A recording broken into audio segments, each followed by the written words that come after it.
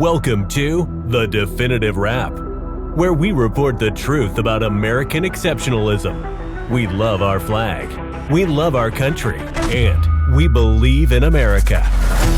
The Definitive Wrap, where we respect people of faith, the men and women in blue, and our support for Israel. And now, your host, Bela Seabrow, on The Definitive Wrap. Hello, and welcome to The Definitive Wrap. I am Bela Seabrow. In the years leading up to October 7th, up to that horrific massacre, the majority of Israelis have reported feeling safe in Israel, even walking alone at night in their own city or elsewhere. I have personally witnessed and experienced that myself. In fact, exactly 1 year to the date of the massacre, I spent a week in Israel, and I must say that I too experienced that feeling of security, even when I was walking alone. And I'm American. Then the unspeakable, horrific slaughter and kidnapping of innocent men, women, and children were committed by Hamas terrorists. And the sense of security that Israelis have previously enjoyed, now 1 year later, after being so traumatized, they have not recovered. With us today is our show's Israeli correspondent reporting from Israel, Barry Shaw. Barry is Israel's International Public Diplomacy Director at the Israel Institute for Strategic Studies. He regularly contributes to various media outlets, including the Jerusalem Post, and he's a frequent speaker at conferences and at pro-Israel advocacy events. Barry has been a staunch defender of Israel in the public diplomacy arena for decades, and he has initiated the creation of several pro-Israel grassroots groups. He has a keen following of tens of thousands of people globally. He is the author of Reclaiming the Narrative, Fighting Hamas, BDS, and Anti-Semitism, and his most recent book, BDS for Idiots, which employs ridicule as new method of countering BDS activists and disclaiming their slander against Israel with facts and humor. As always, Barry will give us a full account of details that are not heard anywhere else. Mainstream media does not necessarily cover everything, and Barry never fails to fascinate our viewers and listeners with facts not heard anywhere else. Barry, welcome again to The Definitive Wrap. Thanks, Bela. Nice to see you again. Thank you. Just yesterday, as we were speaking on the phone, I'm speaking from the U.S. in New York, and you in Israel, right in the middle of our conversation. I mean, mid-sentence, the sirens went off, and you had to hang up to run to a bomb shelter. For our audience who, though they know and hear about this, what is that like for Israelis who try to live their lives in a normal way? Get up in the morning, go to work, go to school, do whatever they need to do, be in their car, and all of a sudden the sirens go off and life stops for them. And it's not like they can just pick up, oh, okay, sirens, all right, I'm going to go back to doing what I'm doing. What is it like for them? Please give our audience an understanding of what that feels like to be right in the middle of that. Yeah, well, it also happened this morning as well, where I was out with my wife for a coffee after doing one or two errands, and the sirens went off again, and I left my cappuccino and croissant on the table, and like all the other clients of the cafe, walked to the nearest shelter and stayed there for about 10 minutes or so until we got the all clear. But when the sirens go off, this is a reminder to everybody in Israel that we are still a year later in the heart of a war imposed on us by barbarians who hate Jews and want to see an end to the state of Israel. It is nothing less than that. And any other perspective of this is totally wrong. And how do children react to this? Have they gotten used to it? Because,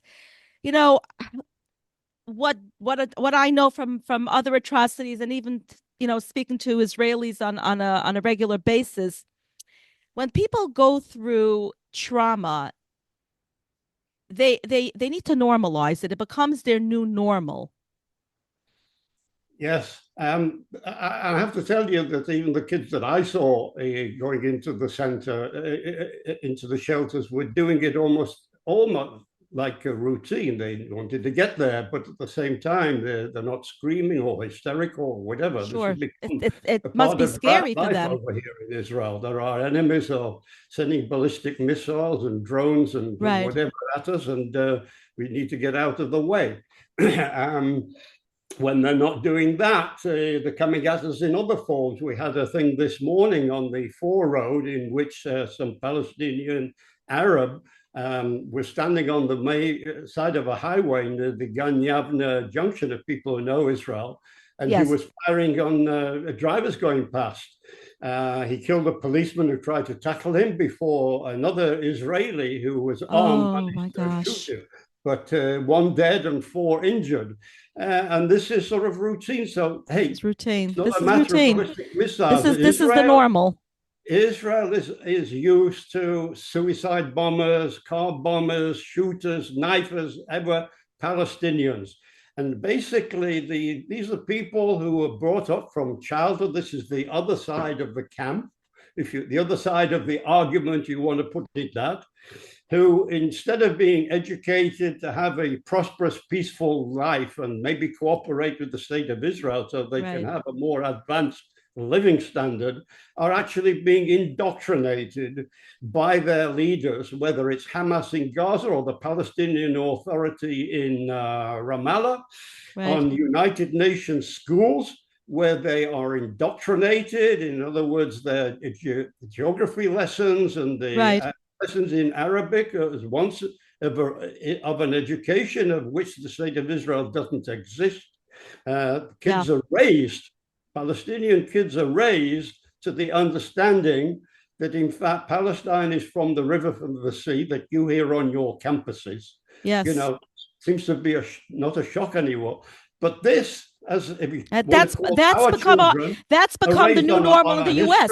On a geography, on a Jewish faith, on practical realities of what Israel is, and yet the other side is raised on a factor that we are occupying power, not occupying where they are, but occupying where we are. And nothing can happen until we disappear. We are wiped off the face of the earth, and Israel returns to being Palestine. This is the crux of the argument, and everything else is, quite frankly, as we say in Yiddish, bullshit. Yeah. Barry, one of the worst mass casualty strikes on Israel in a year of war, just recently, it came not from the dozens of Iranian ballistic missiles or the onslaught of rocket fire launched by Hamas and Hezbollah. You know, as I said just a few days ago, it was that single drone overloaded with missiles aimed at a military training camp, killing and wounding soldiers that evaded Israel's air defense system. Israel has usually been successful in knocking down unmanned drones from as far as Yemen, Iraq, and Iran. What happened with that drone that was undetected? Well, we have a missile defense shield here, and it's multi-layered, multi-factored. But you know, unfortunately, we have the missile defense system, which is capable of bringing down rockets of reasonable size, ballistic missiles even, but actually small drones, which are about this size, explosive drones, can be quite impactful. And they so 1 second. I just want to ask you for 1 second. The typical drones, just for our audience to understand, how large are the typical drones that have been launched previously? It's about 3 feet wide. I don't know if you can see my arm here or whatever, but so in other words, it flies low and fast, and it's got a GPS system, and it's packed with high intensity explosives. Right. And it can be quite deadly. Now, sure, quite a number of those come and crash and land in open land, or maybe in some deserted buildings or whatever, or go astray. And some are perhaps brought down, but we don't have a sophisticated air defense system to bring down these drones. This is a sort of a chink in our armor right now. Mm-hmm. What we had in the past, for instance, when the Iranians have attacked us twice. The first time they attacked us with drones and with regular missiles and with intercontinental ballistic missiles, all arrays of things. And we managed, with the help of the United States and Britain and one or two other countries, to actually intercept them all. The recent attack we had from Iran was, quite frankly, just a certain ballistic missiles aimed at certain places, and we in Israel intercepted most of those. So they're trying to change the way they attack us to see which is most effective. And it seems that Hezbollah have come onto something here which seems to be more effective. In fact, today, some of the alarms have been, in fact, again, drones from Lebanon. And they have been exploding. And unfortunately, it's caused damage in places that are in around Haifa, but some of the others fell in open ground. But the army is very, very concerned that some of these, because of their precision, could be attacking certain military and sensitive targets. Wow. So are they studying this latest drone that was not intercepted? Yes, I understand also the US is sending over some sort of defensive systems as well. But quite frankly, between you and I, these are not set up either for drones. The other thing I want to tell you about is coming on to a different aspect, Sure. as you probably know, the IDF went in about a couple of weeks ago into Lebanon. Yes, yes. And one of the reasons that we went into Lebanon is because weeks before, one or two special units were going in quite covertly into Lebanon. And they were on a search and destroy mission on certain Hezbollah targets in South Lebanon. And they brought back intelligence. And I don't know if you heard about this, but you should be shocked about it. This is the early days of this month, October. And among the things they brought back was a manual, a Hezbollah manual, in which they were set to launch. I don't know if you've heard about it. So if you haven't, and the audience haven't heard about it. Well, yeah, please inform us.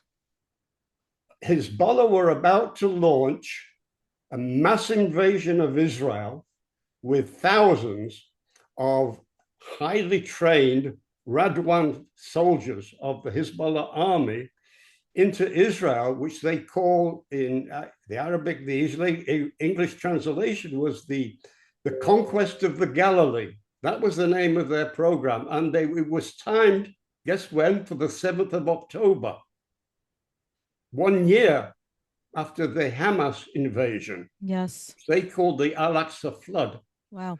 So the reason you heard that suddenly the IDF was actually inside Lebanon with ground forces was in fact to get in and get to the Radwan soldiers and get to the weapons and the mortars and everything that's prepared in Lebanon, in South Lebanon, along our border, in order to nullify it before they started invading. And quite frankly, I understand that a lot of your TV channels aren't covering this. Haven't you told this information? Well, mainstream media is not what it used to be once upon a time. It's a fact. That's it. But Bela, this is what I've been doing 24/7 for over a year now, is putting out by every means I can, whether it's by video, whether it's by articles, or newspaper articles, reports, etc., social media, is putting out facts and information that your media is not covering. I know. Because if you have the right information and the truth and the facts and the detail, they can't get away with the quite manufactured. Well, of course, because if the average audience hears all sides and hears the reality, then an intelligent mind will say, hey, wait a second, something is wrong over here. Maybe we're fighting for the wrong team. We're rooting for the wrong team. Let's talk a bit about the upcoming election in the United States. I know you have much to say on that topic when we speak outside of the show.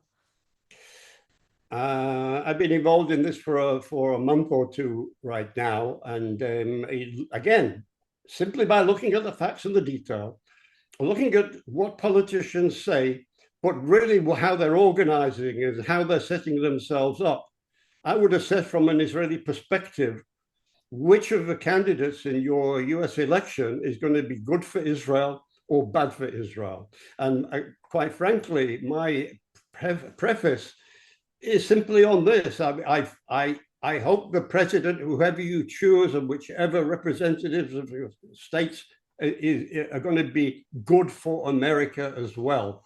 But quite frankly, part of my findings, and I would say the vast majority of Israelis who have the information, are very clearly on one side, and that is Donald Trump. And it's not there simply because of what a great president Donald Trump was when he was president, so far as Israel is concerned.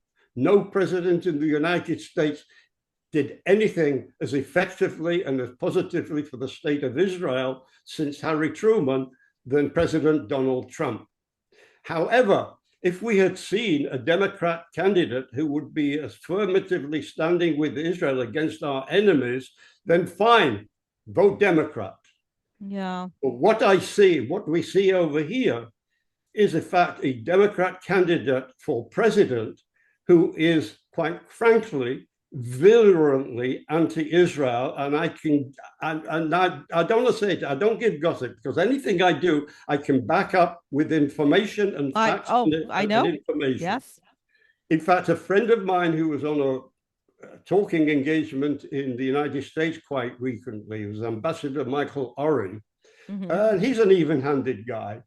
He was on a speaking tour in Florida, and I will quote him where he attacked Antony Blinken, the current Secretary of State. And he said, when Blinken accuses Israel inaccurately and unfairly and libelously of dehumanizing Palestinians, he dehumanizes us and contributes to the delegitimization of Israel and the demonization of Jews. Now, that is Antony Blinken, the Secretary of State. Yeah. And I can go beyond that to other members of the Democrat Party. And I start with Antony Blinken because Antony Blinken is Jewish. And I move on to another one of Chuck Schumer, who was a leader of the Senate. Yeah, earlier in the year. We know where he stands. Right, but this is a man as leader of the Senate and a Jew who addressed 300,000 Christian and Jewish Israel supporters. I think it was April of this year, in front of the Senate, and said to them how much he supports Israel and never again. And then 2 months later, he spoke from the Senate floor saying to Israelis, we ought to get rid of our democratically elected leader, because what our leader is doing is not satisfactorily to the Democrat Party and the Democrat leadership, who wants us to surrender, to cease fire before we have eradicated Hamas. And they're saying the same thing today as calling for a ceasefire before we have eradicated Hezbollah. They don't understand the Israeli psyche. They don't seem to understand the true Jewish psyche of when Chuck Schumer stood in front of 300,000 supporters of Israel in Washington, D.C. and said, never again. That was an empty slogan for him. It's a very real slogan for us, because we are fighting an existential war, basically for civilization, for Western civilization against barbarians. Yes. From Hamas to Hezbollah, the Houthis, the Iraqis, and everybody who want to see us dead. the people who want to see a Palestine from the river to the sea that is promoted on your campuses, in your streets, and also represented in some of the members of people who are going to be put themselves up for standing in the election right now. And this is a dangerous time in our history, and it's a symbolic time in yours. And I pray that supporters who are listening to you, Christian or Jewish, take the moral high ground and vote for the survival of Israel, because the survival of Israel will mean the survival of the United States. Oh, absolutely. This is what is so mind-boggling to me, that you have students who are American-born students who believe in life, liberty, and the pursuit of happiness, and they're chanting from the river to the sea. They don't get it, or they don't want to get the fact that whatever happens to Israel, America will be affected. Whatever happens to America, Israel will be affected. And our leaders can't just talk the talk. They have to walk the walk. You have to walk the walk and talk the talk. We're not seeing that. We're not seeing it. I should say we're not seeing enough of that. And I'm really, between you and I really am gravely concerned with the mind and the soul of some of the Jewish leaders in America. I don't want to get too intellectual here, but in a program somewhere else, I was quoting, of all people, somebody who was one of the leaders of the French Revolution in 1789. Now you would say, what's that got to do with politics in America in 2024? Barry, if you're bringing it up, yes, it does. There was a nobleman called Stanislav Marie Adelaide, who, in order to stay alive, because he was a nobleman at that time, and it was the people that were leading the French Revolution, in order for him to stay alive, he not only joined the cause, but he led the cause. And he came out, if you like, with the French Manifesto, the constitution of the French Revolution, which is capitalized by, let's say, liberty, equality, fraternity. It's like some of the values of the democratic left in America right now. The French donated the Statue of Liberty to as a gesture to the new United States, right? But however, this French nobleman, this is going to shock you, he decided, and he spoke about the Jews. And he was concerned that Jews seem to have their own rabbis, their own judges, their own laws. Right. And he refused that the French Revolution must refuse everything to the Jews as a nation and accord Jews everything as individuals. Interesting. Listen to that quotation and apply it to what's going on in America right now. And I'm addressing this to some of the reform and left-wing Jewish leaders and rabbis. Refuse everything to the Jews as a nation and accord everything to the Jews as individual. I would suggest that this is going on right now, 2024, a week or so before the US election, where some of your Jewish leaders are saying to the Jews, you are Jews as individual, and therefore do not represent Judaism as a nation because we don't accept it. And this enables Jewish leaders to go into the Senate in their rainbow-colored prayer shawls, in their hundreds, and say, calling for a ceasefire in sympathy for the poor Palestinians, who they say are subjects of a genocide by Israel, by the Zionists.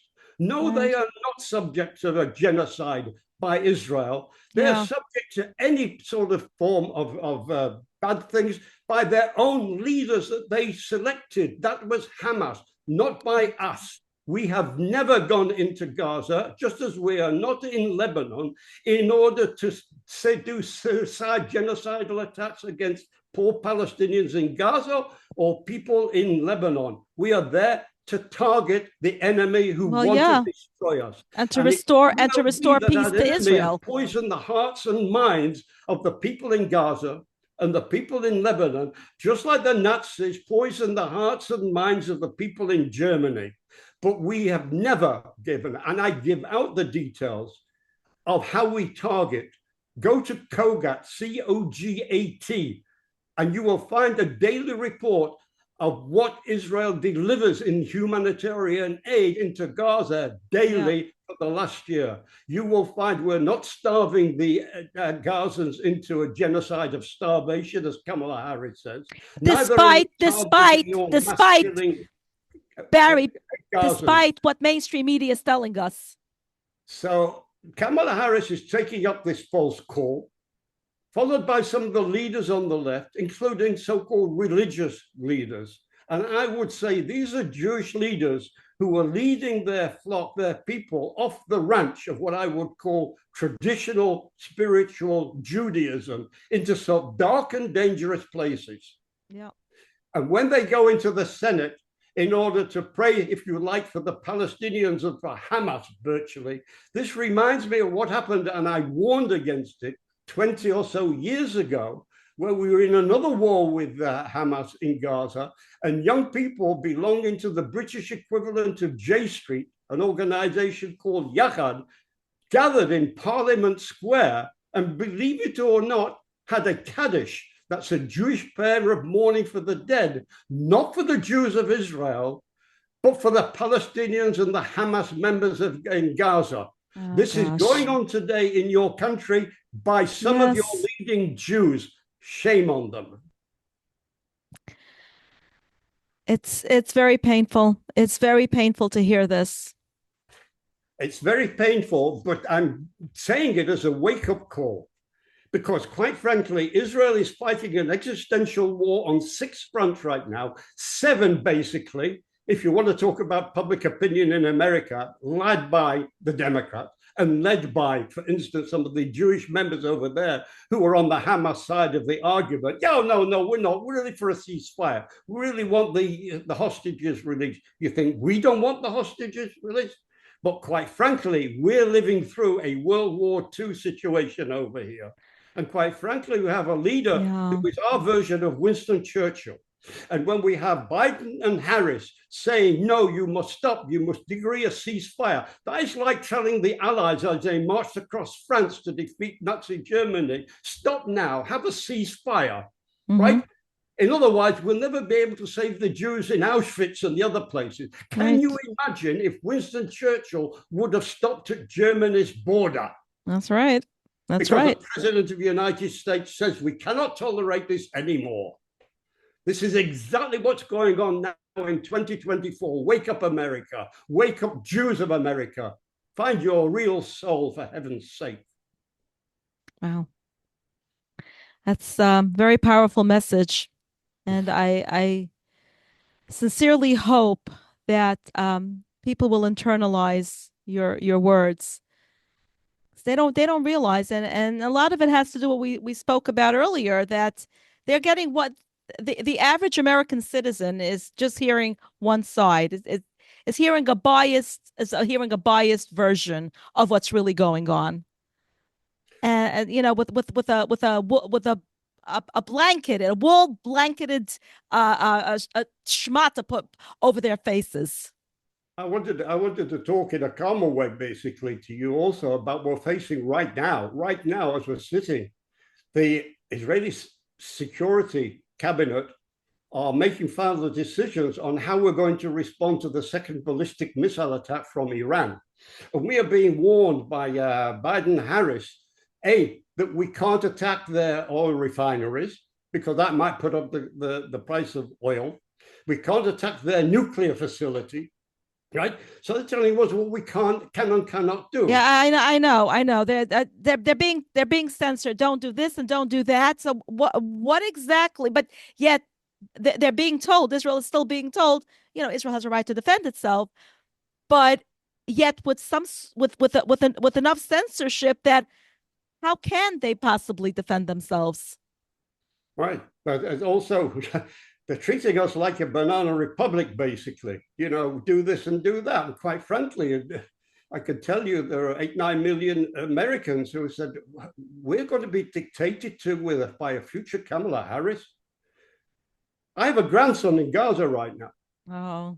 Every Yeah. people I know have somebody who's involved in the Yes. war somewhere, or Yes. somebody who's been Yes. killed or injured by the war, or somebody who knows somebody who's captive in this war. We are fighting an extensional war, and we now want to eradicate the enemies that want to destroy us, both across our southern border, across our northern border, across our eastern border, and one further away in Iran. And we Yeah. expected to have an administration that would support us in this. And in Biden and Harris, we certainly don't have that. Mm-hmm. Yeah. One last question as we're running out of time. What is the economic situation right now? I know that tourism is down because many of the airlines are not flying, so there are fewer tourists now. I mean, El Al is flying, of course, but many of the other airlines are not flying to Israel, which means that once tourism is decreased, it will affect the economy.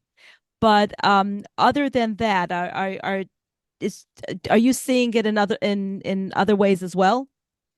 Well, certainly the economy is being affected by this because there are lots of Israelis who can't work, and there's a lot of Right. countries or places that want to boycott us. We're not finding friends in the United Nations; they're against Yeah. us. The Yeah. European Yeah. countries Well, that's want to boycott an us. old We story. have countries like France and saying that Macron said he's not going to supply us with any military equipment. Not that France supplies us with an awful lot anyway. And quite frankly, our prime minister said to him, "You should be ashamed of yourself." And quite, they was backed up with something else that's quite inane. But quite for what you're getting over here in Europe is the same in America. You're getting these leaders from Germany, from France, from Spain, or whatever. They're making this statement because they're trying to appeal to their voters rather than to Israel. So they don't have any conscience really of what is right and wrong in this world. Certainly Yeah. not with regard to countries that should be supporting Western civilization. And Yeah. part of that is another subject for probably another time. But what is, again, something I predicted that decades ago, European countries, one after the other, under socialist governments, decided to open their borders to an unmitigated input of migrants, mainly from the Middle East. And Mm. now, about 20 years later, they're finding the negative impact of that. And they have some of their indigenous population now rising up and saying, no more. It's time to do some deportations because they're getting in their countries sort of codes of behavior and acts that they never experienced before. Yeah. Things to do with terrorism and other sorts of awful crimes. Sort of things that I'm beginning to get a hint that you're getting over there in America right now. Yeah. So quite frankly, one country after another are actually swinging to the right in Europe. And I remember going back 20 years or so when this was happening in Britain, and where the Labour Party became totally drenched in anti-Semitism under a leader called Jeremy Corbyn, to the extent that members of parliament who had been there 30, 40 years, and not all of them Jewish, resigned their membership in the Labour Party and said, I can no longer sit in parliament and represent this party. I have a feeling that this could happen in the future, even in the Democrat Party. Heaven forbid, if you have a Harris and Watts administration, and in a year or two, you find Israel really suffering, and also America suffering at the same time, that Yeah. you will have at that time a number of people who said, I should have left this party a couple of years ago, I'm leaving it now. Yeah. Let's hope for the best. Barry, as always, thank you for joining us. It's vitally important. It's a positive thing to do. I'm absolutely sure that a Republican president at this time would be good for America, economically, security-wise, morally wise, and also absolutely certain that he would be the affirmative leader in America who's going to stand not behind, not having our back, but shoulder to shoulder with Israel and giving us the support and the help that we desperately need right now. Yes. May this Jewish New Year bring peace and safety for everyone. As they say in Gaza, inshallah. Yeah. Thank you, Barry. Shana Tova. Thank Thank you. I'm sorry to be so down or No, whatever. no, no, Quite no. frankly, Barry, I you am know, you accurately say it like reflecting it the is. mood in Israel And you right know, now. you're our Israeli correspondent for a very good reason. And we are so very, very lucky. The Definitive Rap is so very, very lucky to have you and our audience And for I want being to thank able to you, and I tune in want to thank your and listen to politics you. for your support for Israel. I can't begin to tell you how desperately needed it is right now. Yes, If anybody actually, needs information and needs any help, so that they would put our points, our reality, our yes, truth, our facts and information over, please be in contact with me by email, by social yes, media.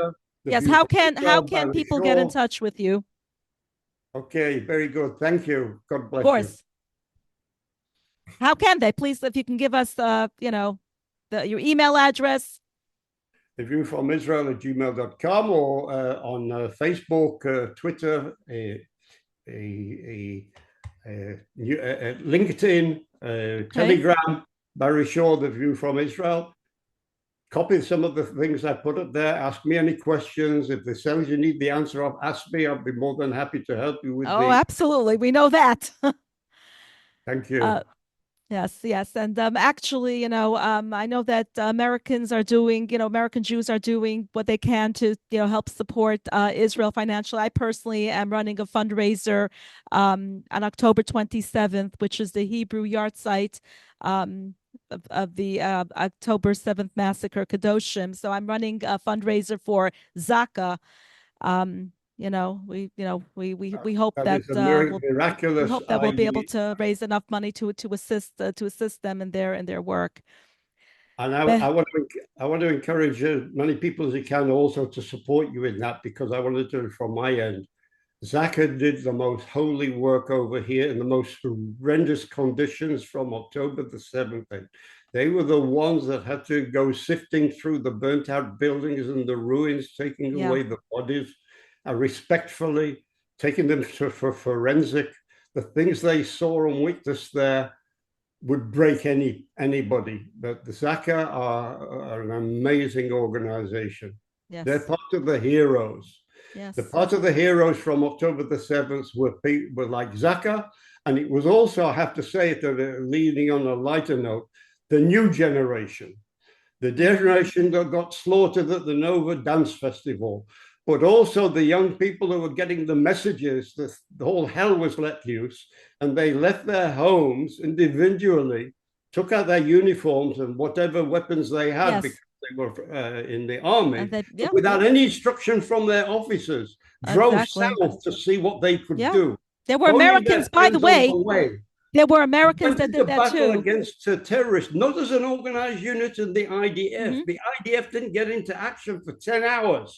Yeah. And yet the heroes were the young guys and the young people who went down there to go into action. And they proved themselves day after day in Gaza and in Lebanon right now. The next generation of Israelis are going to be extraordinary people, because they have been tested in adversity and death and come out of it as heroes. And this new generation is going to make for an extraordinary Israeli next generation. I would put any Israeli young guys and girls up against any American, Australian, or British guys or girls of the same age, because they are also the heroes, yes, for a free and democratic world. Yes. Who were Thank God. and did give their lives for the cause. Yes. God bless them. God bless Israel. And let's hope for a real healthy, good, safe year for everyone. Thank you to Five Town Central for sponsoring this show. And thank you to our audience for tuning in. Shalom and Shana Tova again. Shana Tova. Thanks for listening to The Definitive Rap with your host, Bela Seabrow. Be sure to tell your family and friends they also can catch The Definitive Rap on Apple Music, Spotify, Google Play, and your favorite streaming service. See you next time on The Definitive Rap.